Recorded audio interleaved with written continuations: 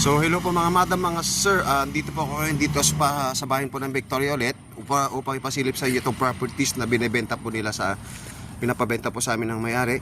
So ito po, napakaganda po ng properties po natin mga madam, mga sir, along cemented po ito. Tapos corner lot po pa dito sa tabi niya, yan po yung kalsada natin.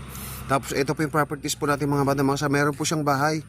At ang frontage po siguro niya mga madam, mga sir, mga nasa 23 meters po itong property po natin. Ayan. At napakalapit lang din po sa highway.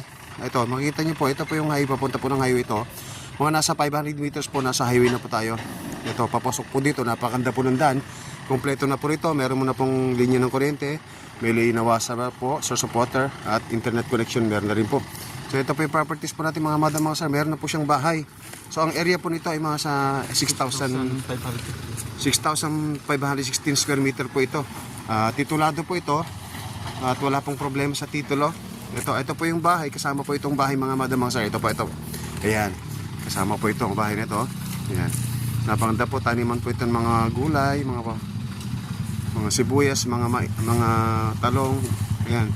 At may isa pong mangga, may kasya po rito sa harap.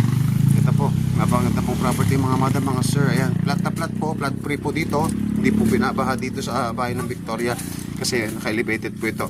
Nakapantay po ito sa kalsada. So ito po yung bahay sa loob po. Ayan.